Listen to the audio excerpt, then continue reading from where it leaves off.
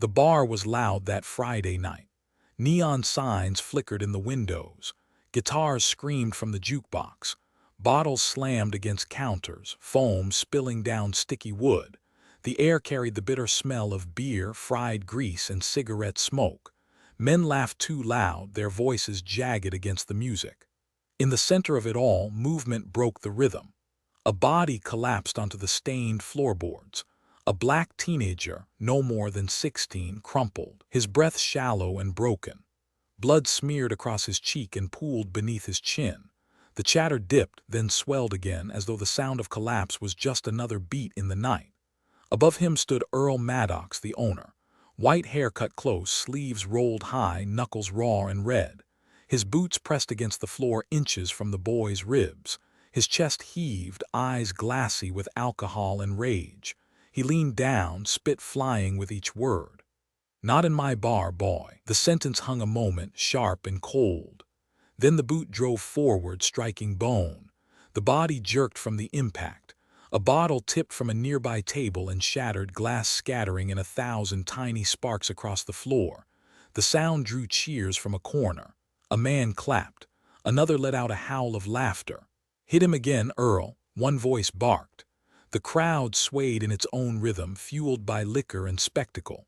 The teen coughed once, a thin wheeze escaping his lungs. Blood mixed with saliva at the edge of his lips. His fingers twitched against the wood, reaching for something unseen. The jukebox shifted tracks, a new wave of distorted guitars drowning his struggle. A chair scraped hard against the floor. Someone stood. A middle-aged woman in a denim jacket shouted, her voice cracking over the noise. "Enough, Earl." Her hand trembled as she pointed. But her protest dissolved into laughter from the bar stools, men slapping the counter as if she had told a joke. "Sit down, lady," a man growled, shoving her shoulder. She stumbled back, swallowed by the press of bodies. The smell of sweat and spilled liquor thickened. The ceiling fan spun slow, stirring smoke into lazy spirals. The boy lay motionless, only his chest lifting in shallow bursts. The boots shifted again, ready. Earl's face hardened. His hand gripped the boy's shirt collar, dragging him half upright. The boy's head lolled to the side, eyes glassy and unfocused. Earl snarled, "You think you belong here?" The crowd answered for him. "No, throw him out, teach him." The chants rose like a chorus, crude and heavy, bouncing off every wall. The slam came next. Earl shoved him back to the ground. The thud of bone against wood cracked through the music. A few clapped in rhythm. A man whistled long and loud. At 11 p.m., a car drove past outside, headlights flashing across the window panes. The bar's interior glowed pale white for a split second, illuminating faces caught mid-smile. Beer glasses tilted, mouths twisted in glee. Then the light vanished and the bar sank back into its neon haze. In the corner near a pinball machine, a figure barely moved. A phone was raised just above the crowd line. The screen shimmered, its glow dimmed low, lens pointed at the floor. The hand that held it shook slightly. The image framed the boy's bloodied face, the boots beside him, the laughter ringing in the background. The phone recorded the boots swinging again, heel striking ribs, a grunt escaping the boy's chest. Recorded the glass crunching under feet, the low hum of drunken approval, the woman's muffled sobs swallowed by bass. The figure shifted closer to the wall, trying to stay unseen. The phone trembled but never lowered. On screen, the boy gasped, a wet rattle, then went still again. Someone noticed. A voice barked, "Put that down." Chairs scraped. The figure froze. The screen flickered, recording every detail, the image steadying just as Earl turned his head toward the corner. His face, red and damp with sweat, locked eyes with the lens. The room's noise dulled in that instant. A cigarette ash fell, landing on the counter unnoticed. The jukebox wailed on, blind to what it carried. The phone stayed raised, finger trembling above the record icon, capturing the moment. Earl's glare shifted into something darker. The frame closed in on the boy's body on the floor, chest barely rising, the shadow of Earl looming. Then the boot stepped forward, crushing shards of glass. The phone kept recording. On Oak Ridge Street, the houses stood close together, paint peeling on wooden porches, rust spotting mailboxes. Streetlights buzzed faintly, throwing thin cones of yellow light onto cracked sidewalks. Most nights, Jamal Harris could be seen moving down that block with his skateboard tucked under one arm, sneakers scuffing the pavement, a basketball gripped in his free hand. He was 16, slim, taller than most boys his age, and usually trailed by 2 or 3 friends from school. On Saturdays, he played pickup games at the rec center, driving the ball hard down the court, his laughter echoing against the high ceiling. On weekdays, when his mother worked the night shift at County General, he often stopped at the arcade near Main Street. Surveillance from that shop showed him leaning against a machine with neon lights flashing across his face, both hands working the joystick as digital gunfire burst from the screen. His pockets were never full, but he stretched coins into hours, sometimes winning extra plays when luck landed in his favor. At home, his room carried the marks of a boy still mid-transition, posters of basketball players taped on faded walls, a pair of worn-out sneakers by the bed, a glass bottle of soda half-finished on the nightstand. His mother, Denise Harris, kept the apartment tidy, her nurse scrubs often hanging over the chair after a long shift. His father, Robert Harris, returned from the factory late, steel dust clinging to his clothes. Neighbors recalled him often pausing in the yard, passing the ball to Jamal before heading inside.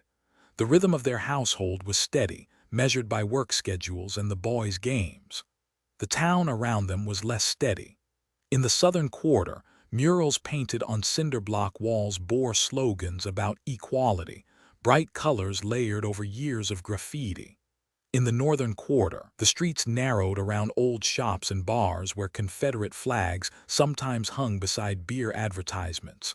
Between those zones sat Maddox's bar, its neon sign shaped like a horseshoe, buzzing faintly against the brick. Locals knew who went in. Regulars leaned at the counter with their boots hooked on stools. Earl Maddox, the owner, often stood behind the bar with arms folded, nodding only at certain customers. On the night of the incident, cameras from a nearby gas station captured Jamal and 3 friends walking down Main Street just after 10 p.m. They carried soda cans, laughing, one pushing a skateboard with the back foot while the others walked. None were old enough to drink, none paused at the bar's door. The footage showed them moving past in a loose line, the glow of the bar spilling across the sidewalk as the door swung open and shut with the traffic inside. Inside Maddox's, the atmosphere was tight. Cigarette smoke thickened near the ceiling fans. Country rock bled through distorted speakers. Earl's presence at the counter kept order in the way silence often did. The boys outside lingered only briefly. A neighbor sitting in her car across the street later told officers she saw one of them peer in through the window, only a glance, then laugh and turn away. Their pace quickened as if to continue the walk. By midnight, statements and time logs pieced together the movement of those teenagers. They were not patrons. They carried no ID, no cash to spend inside. Their world was arcade tokens and pickup games, not jukeboxes and whiskey bottles. But proximity alone had placed them under the sign of the horseshoe that night. In earlier hours that week, Jamal had been seen skating near Elm Street, gliding past corner stores. Security footage from a bodega captured him buying a soda, exact change counted in coins. He thanked the clerk softly before stepping out, popping the cap, and drinking while the board rattled beneath his shoes. Witnesses remembered the smile, the way he waved at passing cars, unafraid of being noticed. Coach Daniels from the rec center later described him plainly.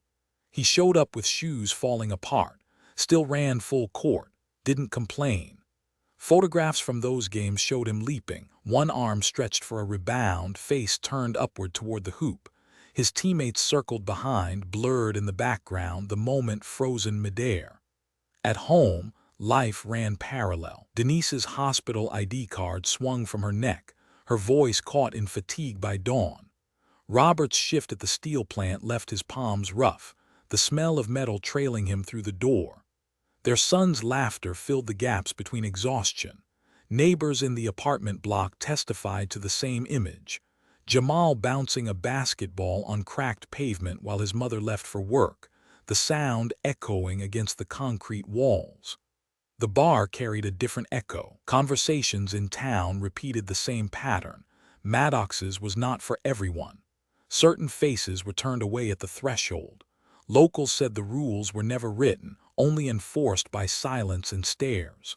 The sheriff's department kept no record of citations, no public incidents filed. But in whispers and in nods, residents acknowledged the boundary. That night the line blurred.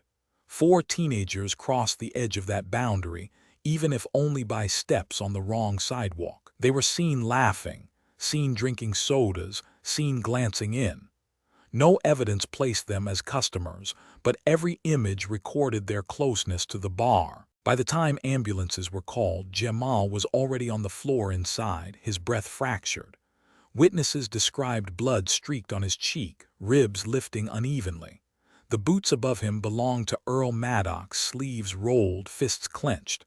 The laughter from the bar stools matched the rhythm of the jukebox, glass crunched underfoot.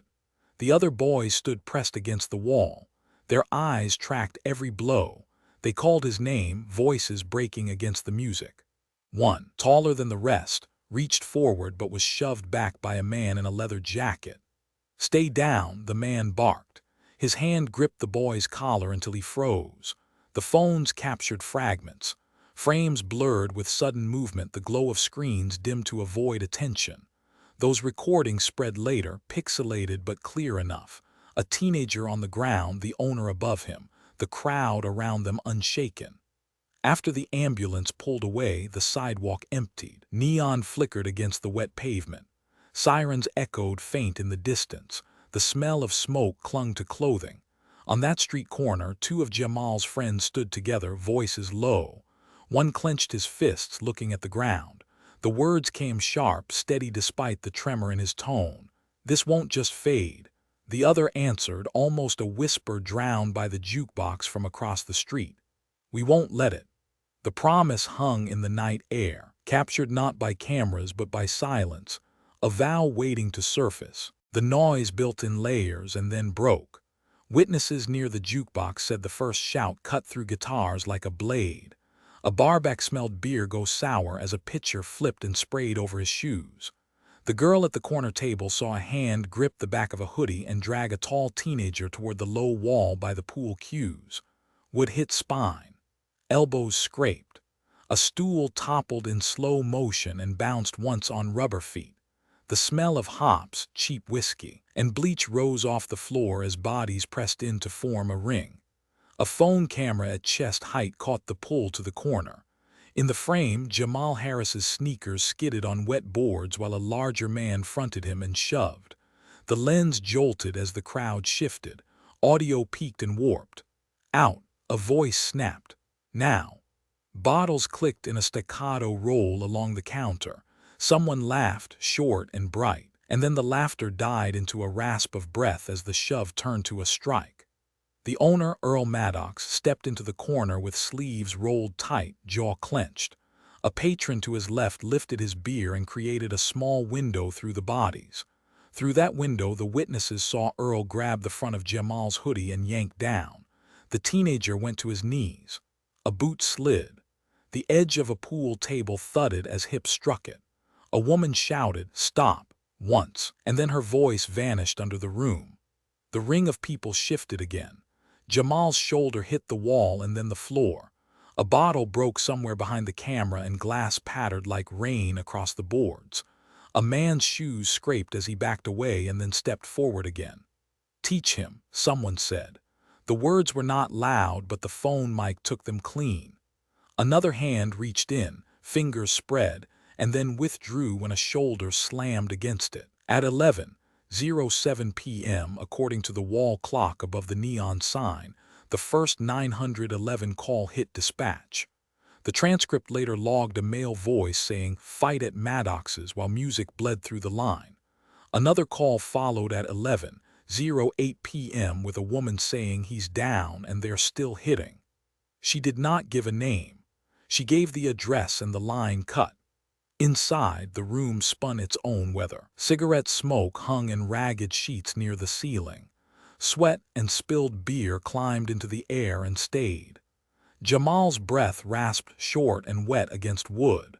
A dark smear spread along his cheek toward the ear. The phone lens focused, lost focus, then found the image again.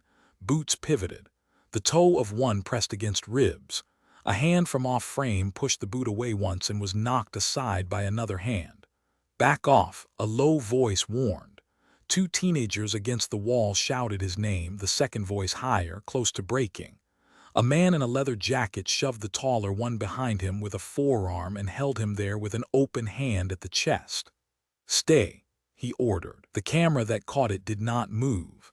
Its operator had pressed against a post, elbows locked, breathing shallow, lens steady.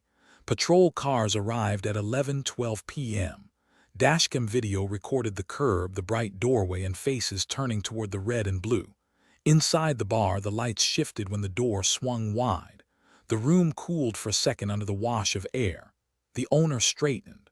Two officers pushed through bodies with palms up and voices flat. "Back up," one said. "Make room." A path opened and narrowed again behind them like a healed wound. A paramedic unit rolled in at 11:16 p.m. The stretcher bumped the door jamb and cleared it. The barback wiped his shoes with a bar towel and then gave up. The paramedics went to ground, knelt in beer, and pressed gloved hands to a scalp and a jaw. "Name," one asked. No answer came. "Can you hear me?" Breath fogged against the paramedic's face shield and vanished. An oxygen mask went over Jamal's mouth and nose. The strap snapped once and settled. The owner stood one step back, chest heaving, forearms slick. An officer touched his elbow. "Sir," the officer said, "step aside." Earl did and then moved forward again. "He started it," he said to the room, not to anyone in particular.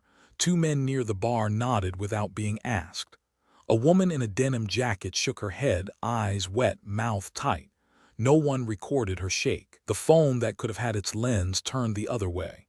The report code logged at 11:18 p.m. read disturbance at bar. The box for injuries checked yes. The narrative line stayed short. On bodycam, an officer moved through to the back and asked the bartender for a name. Spray from the soda gun hissed as she stared at the counter and said nothing.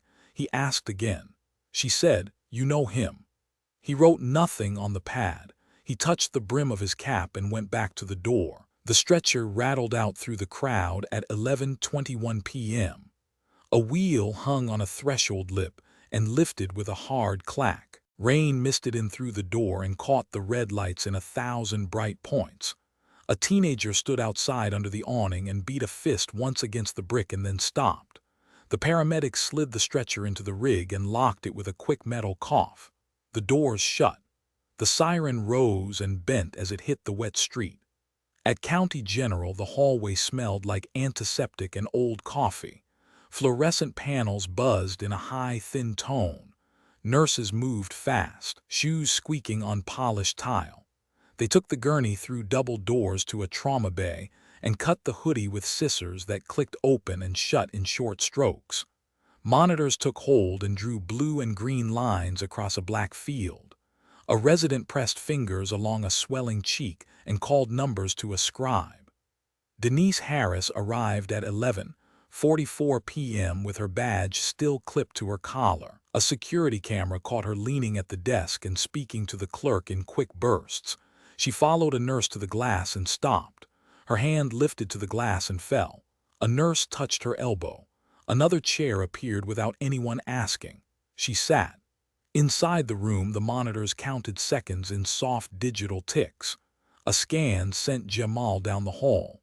The whir of the machine rounded through the corridor and faded. He came back under an extra blanket, the sheet bunched at his hip where tape held a line. A doctor stood at the foot of the bed with a chart in his hand and then moved to the side where the mother stood. He leaned in. He did not lift his voice. The camera on the ceiling had no audio, but the nurse beside the curtain did. Her note on the chart later wrote the line exactly. "You're lucky he's alive," he said. At 12:16 a.m., a deputy stood at the nurse's station and filled a form on a hard clipboard. He asked for the spelling of the last name and the date of birth and the name of the attending. He wrote the time of arrival and circled mail. He set his pen down and picked it up again. "Disturbance at bar," he said for the recorder. He did not raise his eyes to the glass. Back at Maddox's, the jukebox sat silent. Chairs stood on their legs in a ragged pattern like broken teeth. Two officers threaded meter tape through and around knocked items and tied knots with quick fingers. A camera flash popped and painted the room white for a second. Earl stood near the register and spoke to a sergeant. The sergeant nodded in slow count and went to the door. He did not write. He did not switch on his bodycam. It showed a black square until he stepped into rain and touched the button. At 12:29 a.m. in an apartment 2 blocks away, a teenager's phone buzzed on a bedside table. The screen lit the ceiling in cold blue. The file icon carried a bar-shaped horseshoe and a time stamp from earlier. The message above it read, "Just watch." The thumb hit play. The clip ran. The boot moved. The sound bent. The breathing at the end wheezed and stopped. The thumb hit forward. The file jumped to a friend. By 12:34 a.m. a group chat pinged 3 times in a row. The same clip stacked inside bubbles like mirrors facing mirrors. A hand hovered over a share arrow, pressed and dragged up to a page with more eyes. The caption box stayed blank for a count of 5 and then filled with 2 words. This happened. A second page took it. A third page pulled it with a tag to the street name. The notifications stacked. The screens burned cold blue into small dark rooms up and down the block. At 12:41 a.m., a convenience store camera recorded 2 young men standing in the glow of the refrigerator case holding a single phone between them. Their faces did not move. One said, "Post it," and dropped his hand. The other tapped the icon and tilted the screen to keep glare off the lens. At 12:47 a.m., the clip reached a local page with 15,000 followers. Its frame froze a second on upload, then sprang to life. The view counter blinked and spun. In the first minute it rose past 3 digits. In the second, 4. In the third, 5. The bar's neon horseshoe shook inside 1,000 palms. The frame did not blur. It did not slow. It kept moving, and the night around it began to move with it. Morning editions of the county newspaper ran the headline in bold type, "Bar Fight Leaves Teen Hospitalized." Below the line, the article offered no mention of race, no reference to bias, only a brief account that a disturbance had broken out at Maddox's bar on Friday night. It described an altercation between patrons, and closed with the note that an investigation was pending.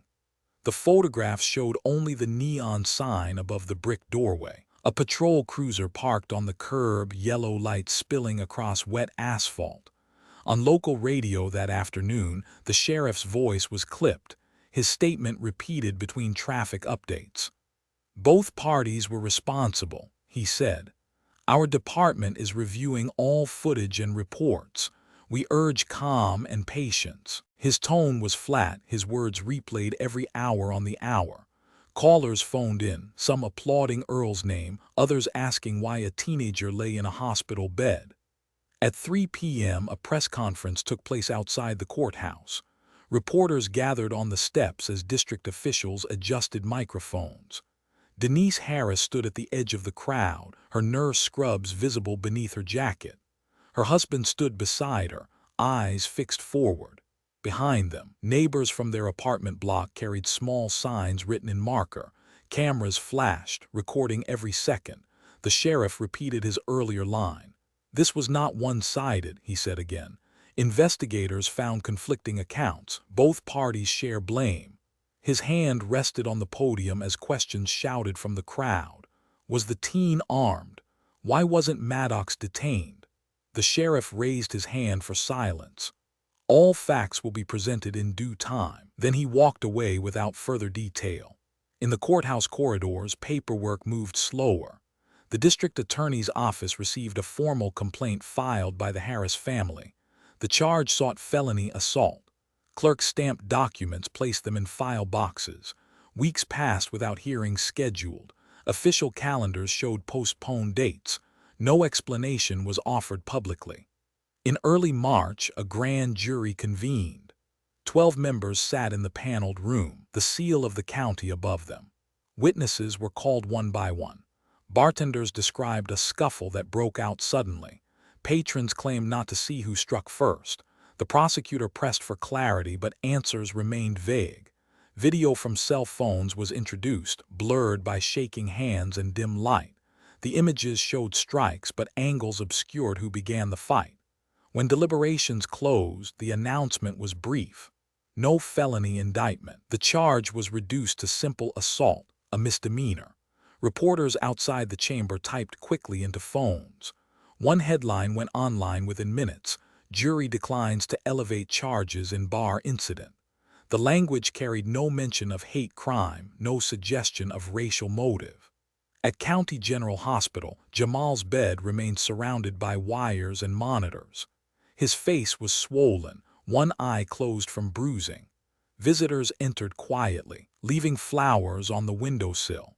His basketball teammates came in pairs, jerseys pulled over hoodies, sitting wordless in the corner until nurses ushered them out. His mother never left his side except during shift hours.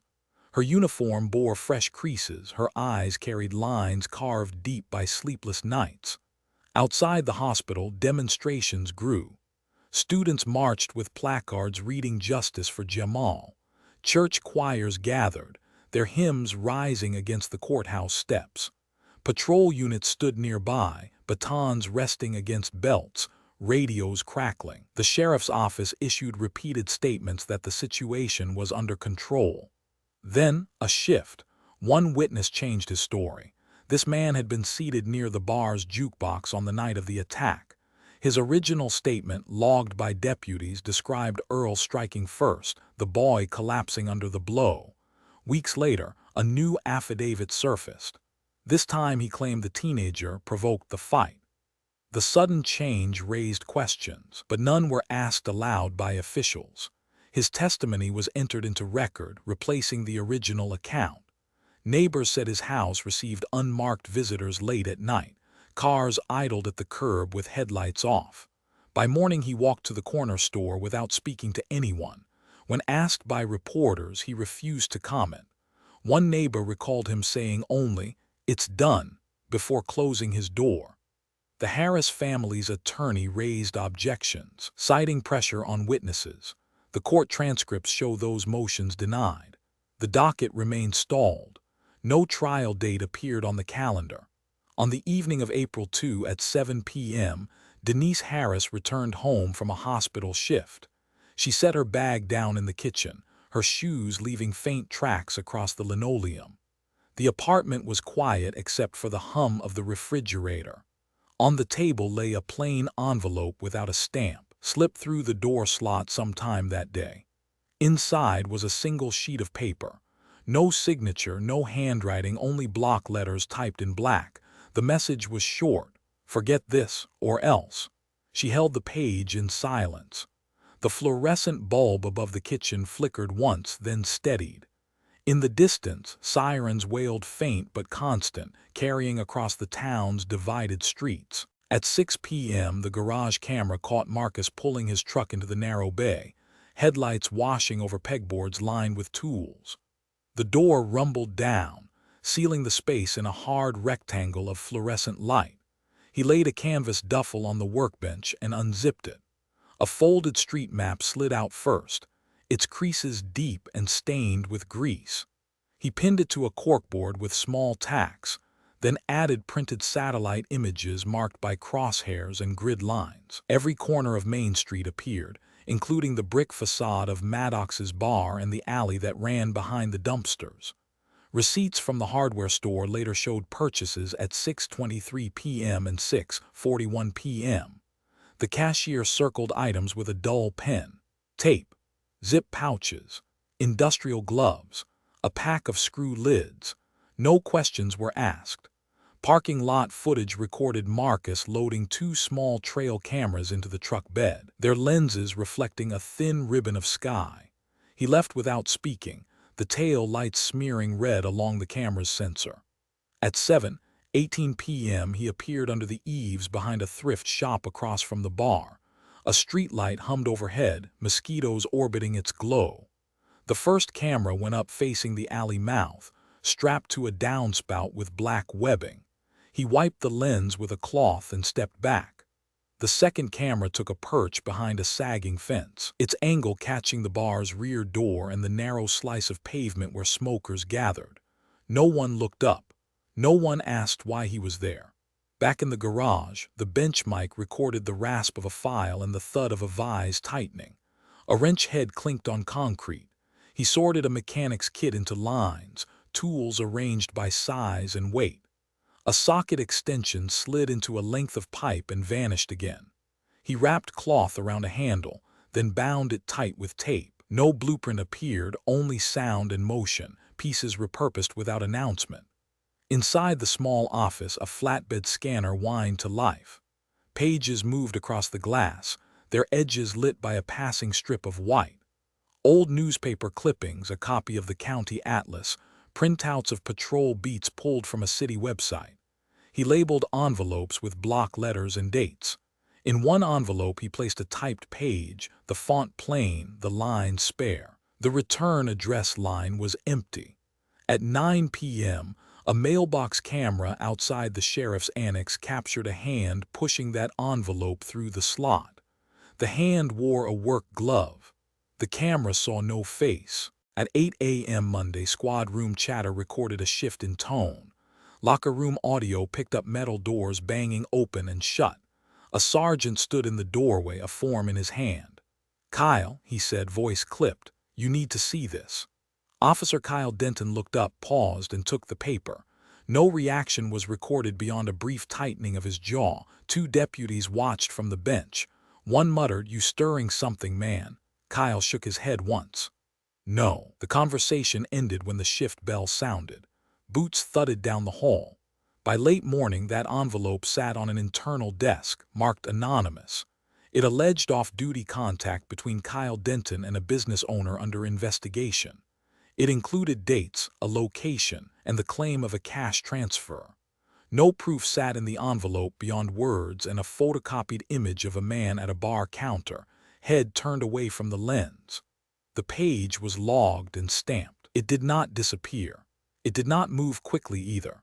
The paper trail showed it traveling only 2 rooms down the hall. That night, the trail cameras fed their blue cards into a laptop on Marcus's workbench. Timestamps scrolled past. 10:12 p.m., kitchen staff smoking in the alley. 11:03 p.m., Earl stepping out with a tumbler in hand, talking to a man in a dark jacket. 12:19 a.m., a cruiser rolled slowly by the back lot and paused. The driver's face remained hidden behind the pillar, but the plate registered to Unit 214, assigned to Officer Denton that week. The vehicle idled for 30 seconds and pulled away. The recording captured only taillights dissolving into the dark. On Wednesday, just after 5 a.m., a city yard camera showed a figure slipping under Unit 214 in the pre-dawn gloom. The frame was grainy. Rain pinged off metal. The figure wore a hooded jacket and gloves. No face. No voice. The person moved with economy, only the brief flare of a tiny flashlight giving any point of reference. The camera registered 6 minutes of activity, then an exit across the lot's chain shadow. By 6 a.m., dew formed on every parked car. Birds started up, thin and repetitive. At 8:27 a.m., Kyle Denton keyed the cruiser's ignition and rolled out of the lot. Dashcam footage captured morning traffic along Harrow Road. Children clustered at a bus stop. A delivery truck reversed with a beep that faded under engine noise. At 8:31 a.m., the camera jittered. The speed held at 25. Kyle lifted his foot and braked for a yellow light.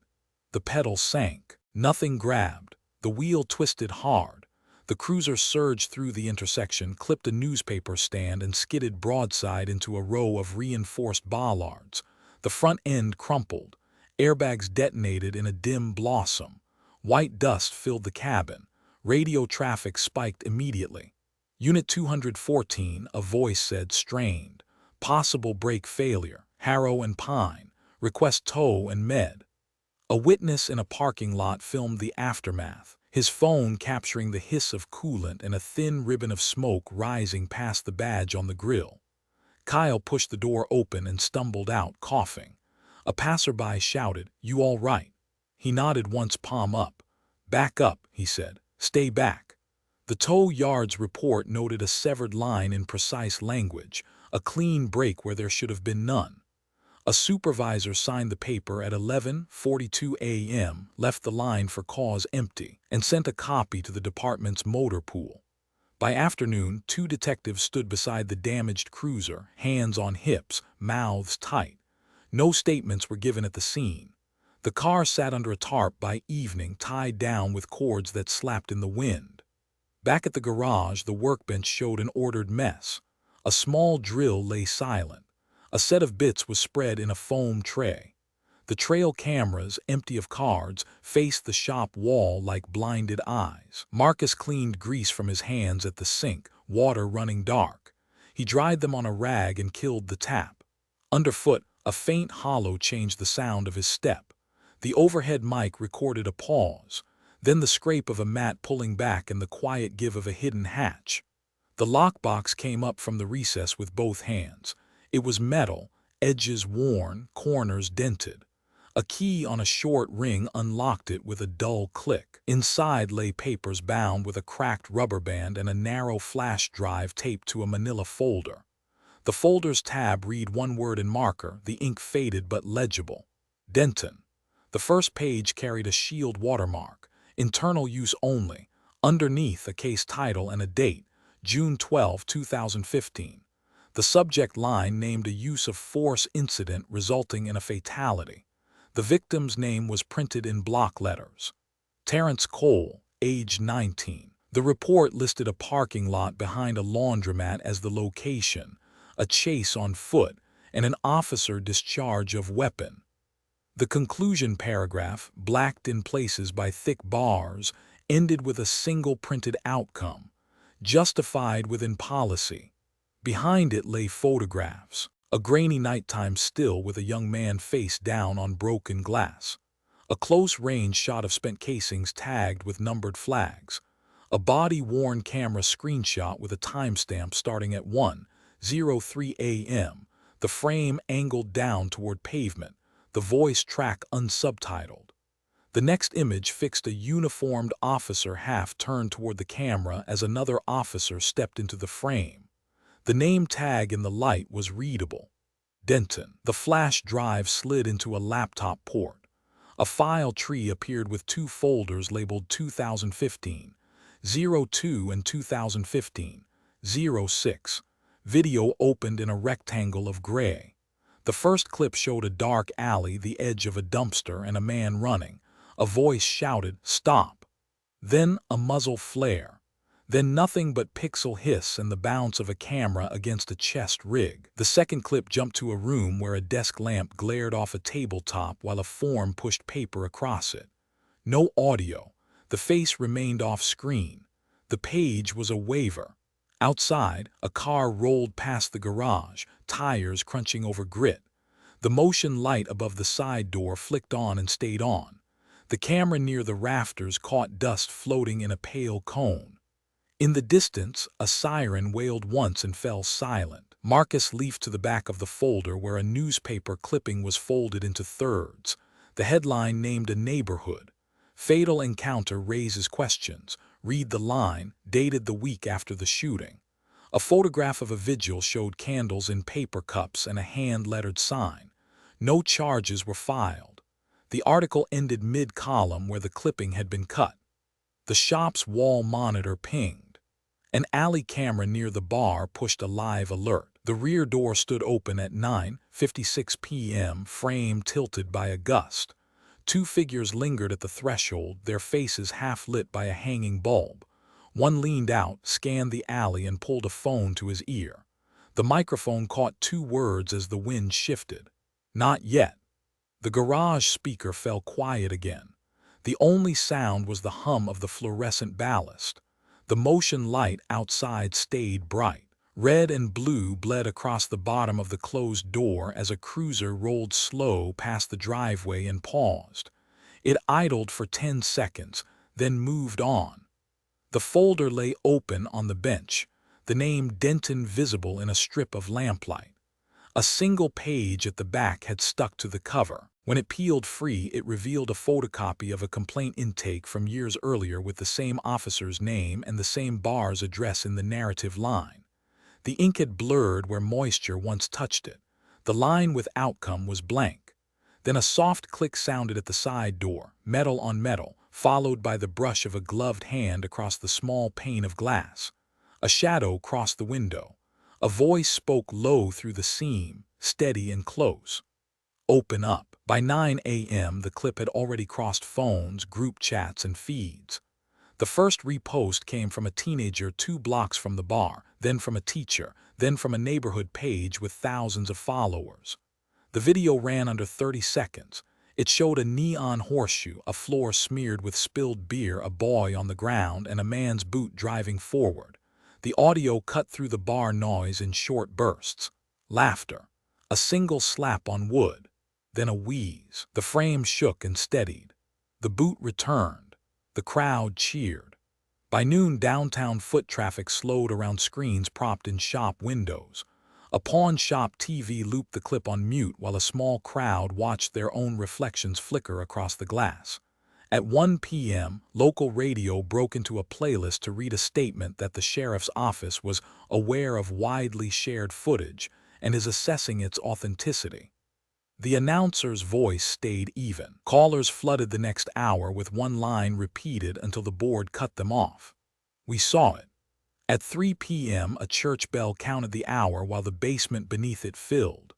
A security camera above a cinder-block stairwell recorded boots and sneakers descending, hoodies brushing the handrail, faces turned up once at the lens before looking away. Folding tables sat under fluorescent lights, their surfaces marked by old tape and coffee rings. A chalkboard on the wall held the names of a food drive in faded script. The room muffled sound like a padded box. On the footage, a group of young men and women moved around the tables, pulling chairs, sliding bottles of water, laying out their phones face down. One pointed to a printout of the bar's rear lot from a satellite map. Another traced a route from the alley to the street with a capped marker. No speeches rose. No one addressed the camera. Only short lines cut the quiet. "Tonight, back lot, in and out." The pastor appeared at the doorway once, his face lined, his eyes lowered. He did not step in. He closed the door softly and the latch caught. At 9:32 p.m., a camera over a pawn shop recorded 3 hooded figures crossing Main Street toward the alley behind Maddox's bar. Rain had not begun yet. The pavement was dry and sound carried. One figure held a glass bottle by the neck, a rag stuffed into its mouth. Another held a lighter cupped against the wind that wasn't there. In the bar's rear lot, a lone pickup truck sat square under a security light. The bulb hummed. Moths clicked against it. The first bottle arced with a small cough of flame and broke against the truck's front tire. Fire climbed the rubber as if pulled by wire. A second bottle followed, splashing low along the rocker panel, flames licking up in a sudden blue then orange bloom. Alarms did not trigger. For a moment the only sound came from the fire itself, a fast whisper turning to a rip. A man at the bar door shouted, "Hey," then slammed the door and vanished inside. By 9:35 p.m. the truck's hood smoked. At 9:36 p.m. it burned in a rolling sheet that reached the windshield and began to crawl along the wipers. A passerby filmed from the mouth of the alley, the camera lens warping in the heat. "Call it," someone said off-screen. "Call it now." Sirens answered 2 minutes later from 3 blocks away, a braid of sound threading through storefronts. The hood buckled with a pop. Glass cracked and fell in a glitter of chips that bounced on the asphalt and skittered to rest. The next morning, paint appeared on brick. Between the bar's windows, red letters 4 feet high read "Blood for Blood." The strokes were even, the paint still glossy at 7 a.m. A convenience store camera across the street watched heads turn as they passed. Two men in work vests stopped, stared, and kept moving. A pair of teenagers took quick photos and jogged off. Inside the bar, blinds stayed drawn. The power was on. Neon glowed behind the slats. By afternoon, the sheriff announced an increased presence around the property. Patrol cars took opposite corners at intervals.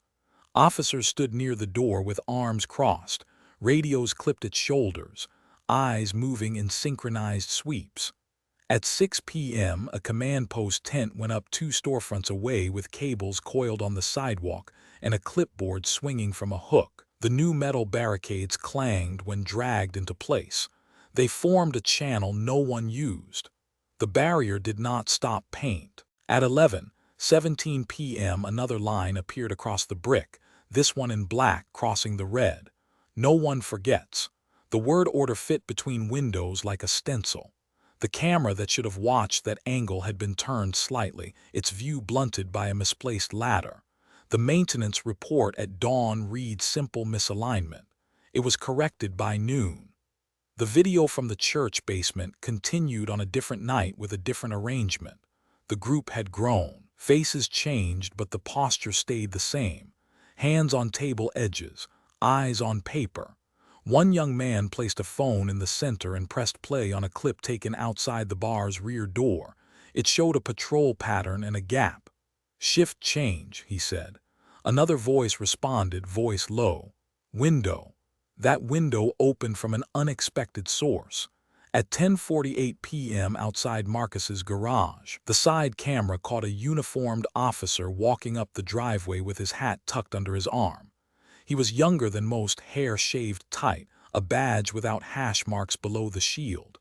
His nameplate was visible when he leaned toward the bell, the letters clean, Rivera. He kept his back to the street.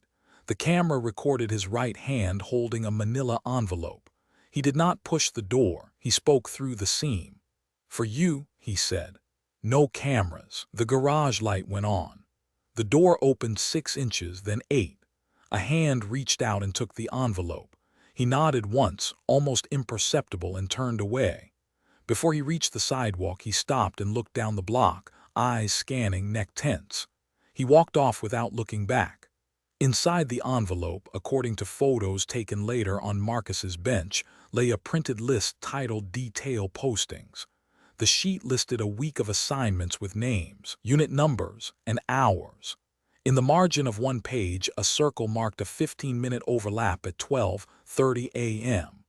Another page listed a maintenance night for downtown cameras set for a storm window if weather conditions matched. No signature appeared on any page. The timestamps on the department printer log matched the papers by minutes. The badge number keyed to Rivera's account printed them. The system recorded no reason in the notes field. The schedule aligned with the next 2 nights exactly. Patrol cars idled in predictable spots. Officers warmed hands over coffee lids at the same times under the same awning. At 1 a.m., a cruiser rolled slow to the corner and paused 5 minutes longer than it did on other nights. A drone from a rooftop farther down the block recorded the arc of the headlights like a pendulum across the wet street. The response to the first fire came with speed but not reach. At 2 a.m. 2, officers chased shadows down the alley and returned with nothing. A security camera on a laundromat roof captured their breath fogging in the cold air while the alley sank back into its own damp quiet. A dispatch record at 2:15 a.m. read negative contact. Units returned to posts. The rain arrived on a Thursday. By 8 p.m. it fell in a steady sheet against the storefronts, running in clear ropes off awnings, knocking cigarette ash to paste. The streetlights made cones that shimmered and broke where water passed. The church basement camera showed the room ghostly with the reflection of water streaking down the one small window near the ceiling. Jackets were zipped, hoods pulled tight. Hands set cans on the table with metal clicks. There were no speeches this time. Just a few lines exchanged as checks. Gloves, wicks, in twos. At 11:52 p.m. the alley behind the bar was empty.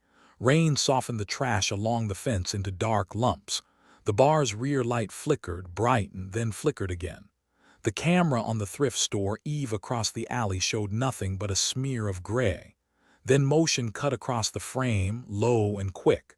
Two figures slid along the wall, hugging the shadow where the light did not reach. A third figure stayed at the corner as a lookout, shoulders hunched, head tipped down against the rain.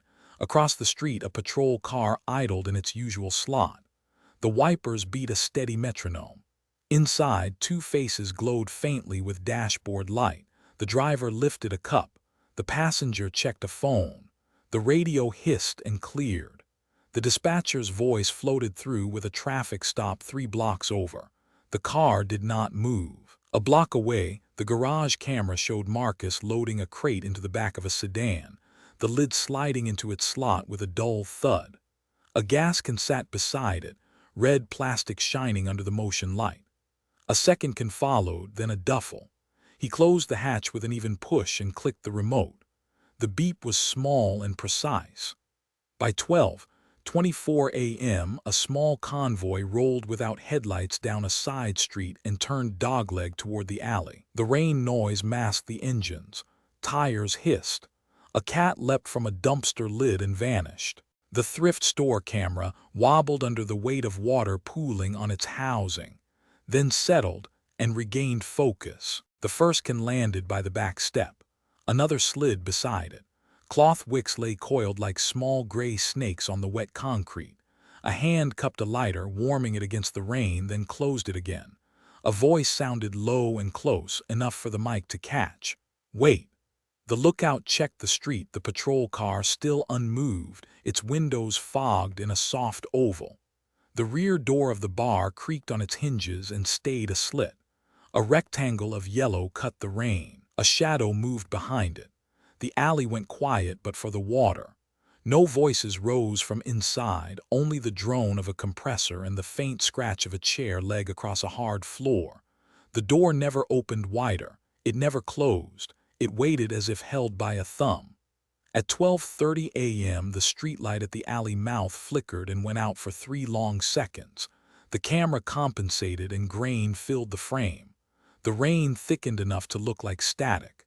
In that stripped light, the figures tightened along the wall, one pressing a rag deeper into the can mouth, another drying a Zippo with the hem of a sleeve. The lookout whispered one word, clipped and flat. "Now."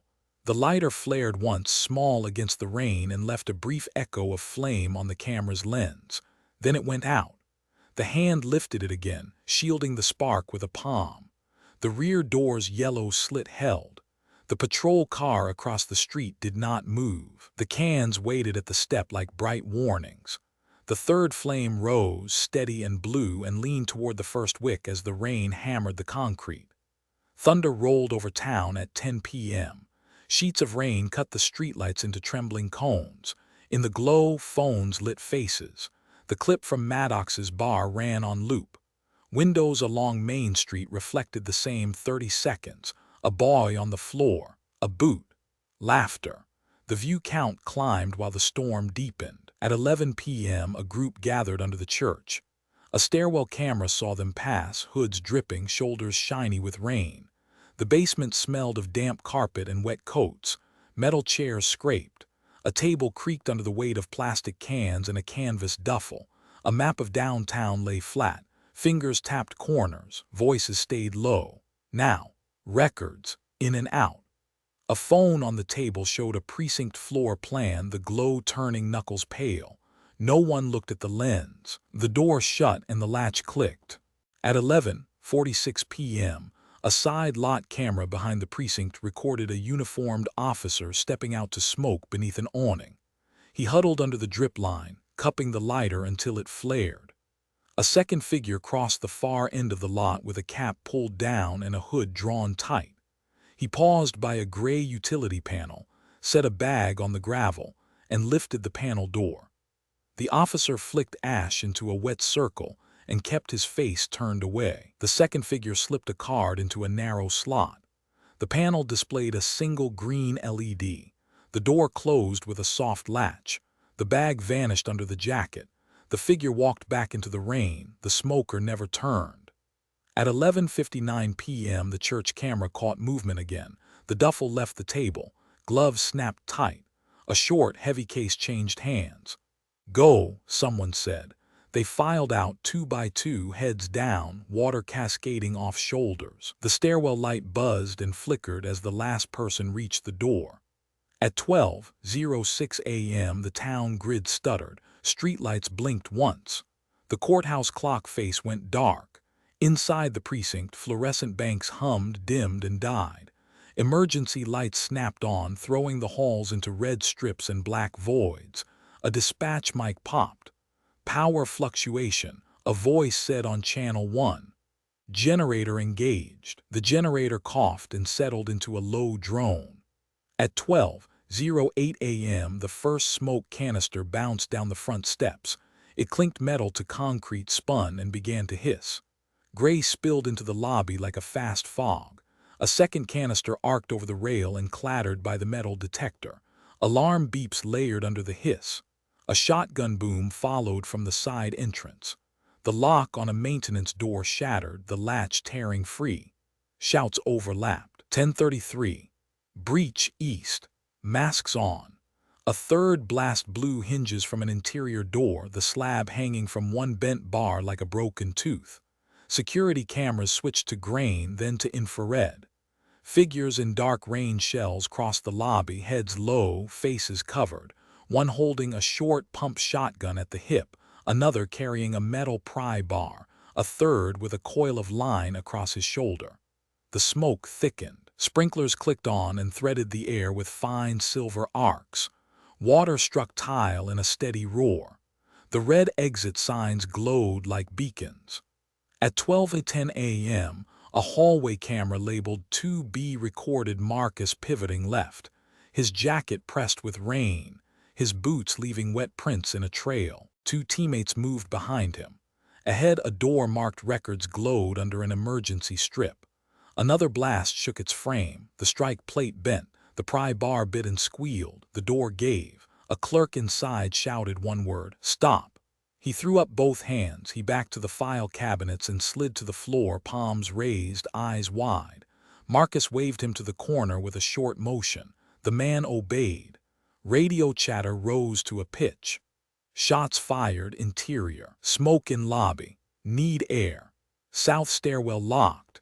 The generator dipped once and held. Boots pounded on tile in all directions.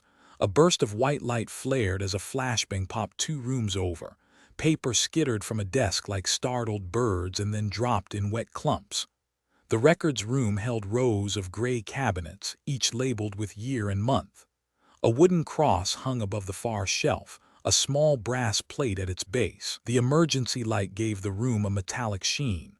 Water from the sprinklers drummed steady on tile, pooling and running in rivulets to the doorway. Marcus crossed to a specific cabinet and pulled a drawer. Files swelled under the spray and stuck, resisting. He yanked harder. A folder slid free and smacked the table, its tab dark with marker. At 12:12 a.m., another figure entered the room fast, shoulders squared, pistol two-handed, muzzle steady.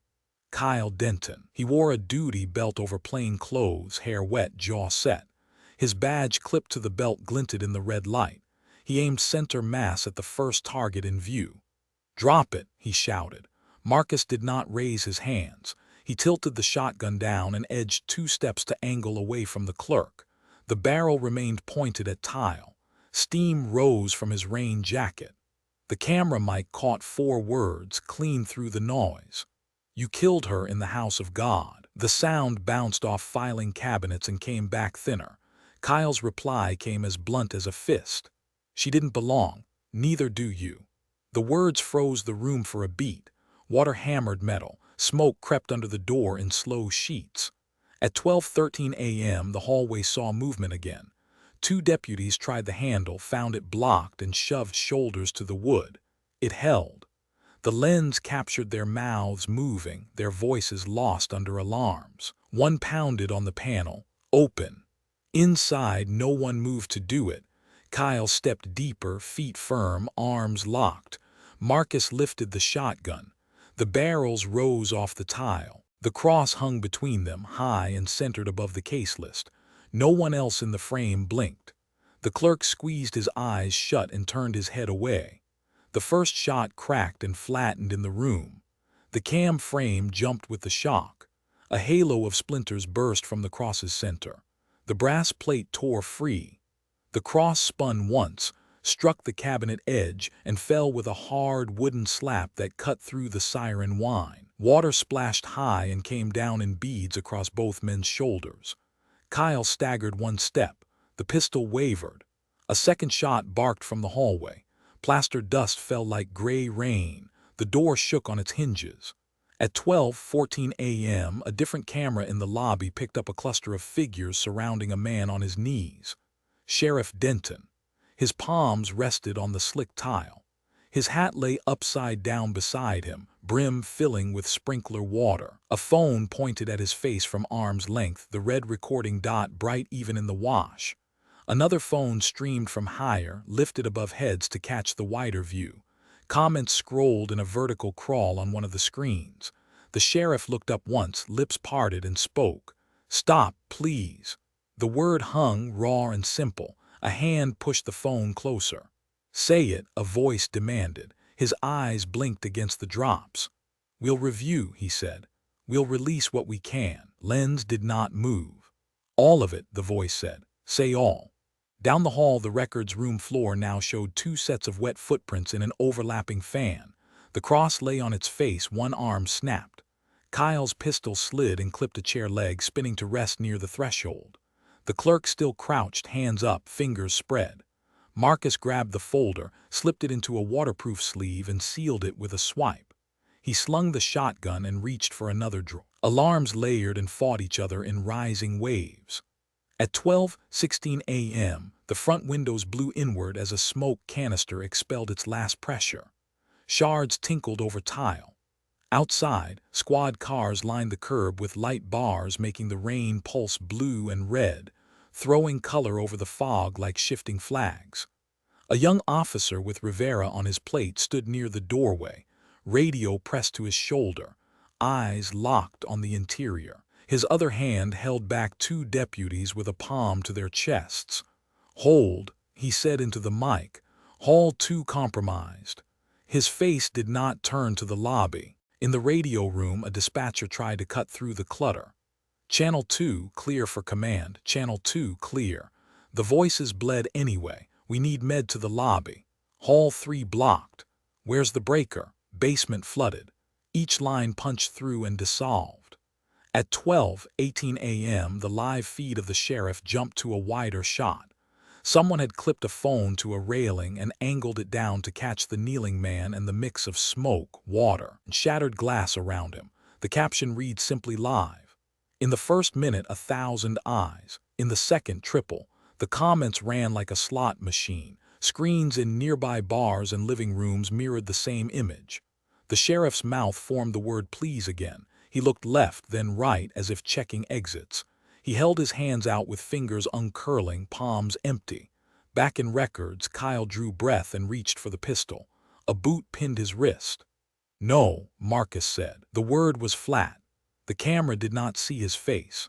It saw water pooling, the cross broken, the file sleeve tucked under his arm. He lifted his boot and stepped away. Kyle rolled to a side and coughed hard, face turned down, water mixing with dust on his cheek. A deputy finally forced the door and stumbled in, gun high. He saw two figures and a clerk and froze for one beat too long. Smoke swallowed the frame in a surge as a fresh canister hissed in the hall. At 12:20 a.m., the emergency lights guttered as the generator hiccuped. Darkness pressed in with a sudden weight. Only the exit signs and the scatter of phone screens drew outlines in red and white. Gunmetal gleamed and then vanished. Voices turned to shapes. Then light returned in thin red bars and the live stream camera in the lobby focused, correcting for fog. Sheriff Denton filled the frame, water matting his hair to his forehead, eyes shining with a wet that was not all rain. He lifted one hand toward the lens. "Enough," he said. The word carried across rooms on speakers, across town through phones, across feeds looping under the storm. Another voice cut in from off-camera, quick and sharp. "Say her name." The sheriff swallowed. He opened his mouth. The feed did not cut. It multiplied. By 6 a.m., the fire was out and the street lay under a thin gray light.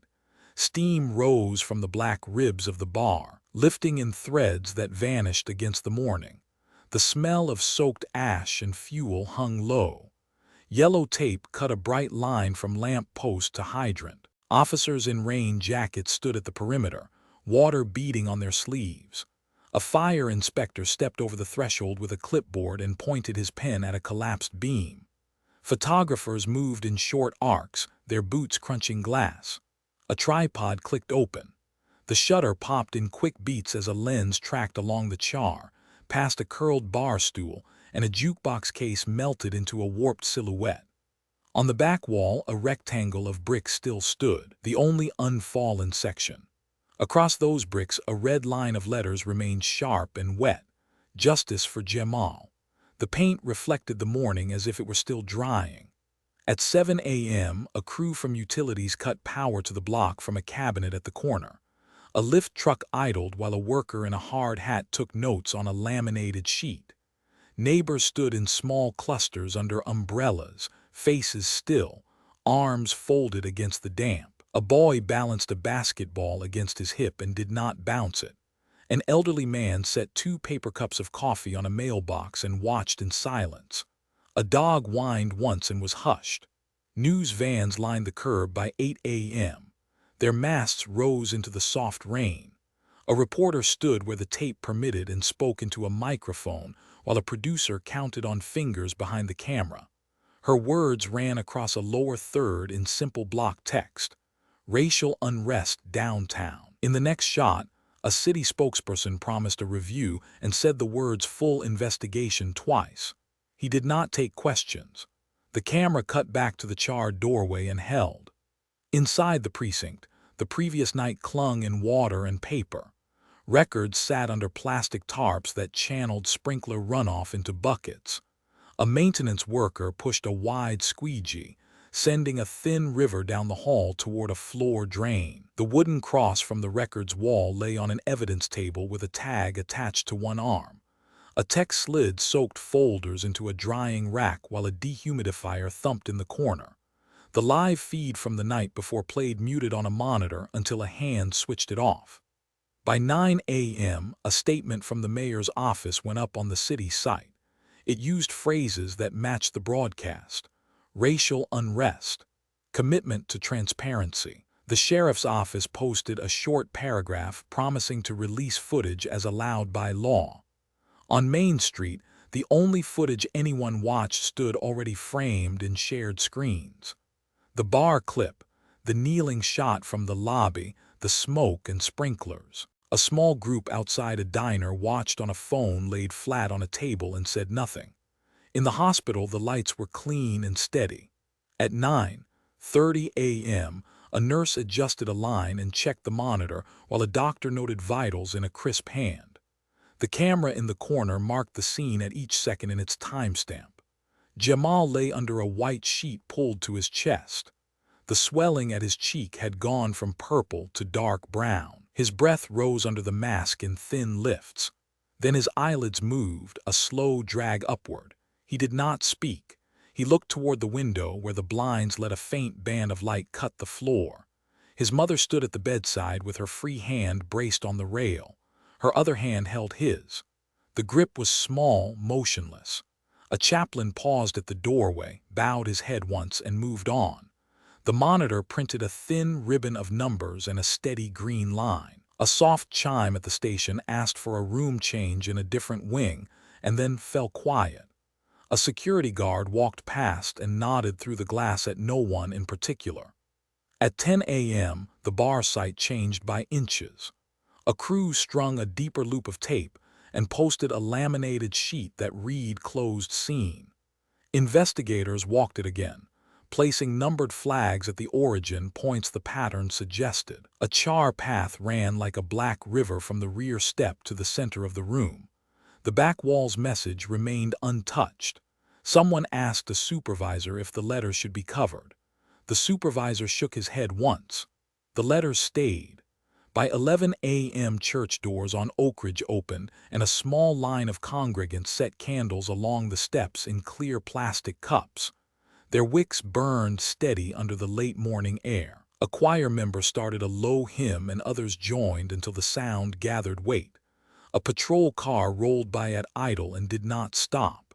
Across the street, a muralist in a paint-spattered jacket sketched a rough outline of a face onto a primer white panel. He did not add a name. He only marked the jaw and the eyes. The town's paper ran a new headline online with the same words the station had chosen: racial unrest after fire. The article repeated the timeline and quoted the mayor. Comments stacked below in rows. A few lines asked for the camera footage. A few lines asked for calm. The page refreshed and counted readers. At the same moment, a private email landed in a reporter's inbox carrying a link and 2 words: "Watch soon." The sender's name was unreadable, a string of symbols that resolved to nothing. Just before noon, a wind crossed Main Street from the river and lifted the tape so that it snapped and settled. The sound cut the quiet and then became part of it. A young officer stepped to the surviving wall and stared at the paint. He reached out as if to touch and stopped. He looked at his boots, then back at the letters. Another officer called his name.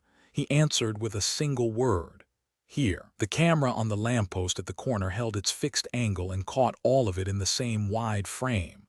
The black bones of the bar, the tape like a bright stitch, the wall with its red line, the people spaced as if a distance had been assigned to each. The traffic light paused on red longer than usual due to a reset. A crow landed on the awning frame, shook its wings, and stilled. The morning moved forward without hurry. By afternoon, the phrase from the podium replayed again. Review underway. The files would take time, said the spokespeople. The crowd thinned. The cameras lowered. The paint on the wall dried to a dull red that still read at distance. What remained stood in plain sight. Heat had taken wood and ceiling and wiring. It had not taken the line that named the boy.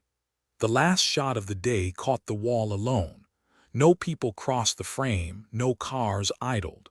Only the scuffed pavement and the bent outline of the door. The image held until the lens timed out and the screen went dark. From that night on, the bar was not just ashes. It was a warning carved into the town's memory.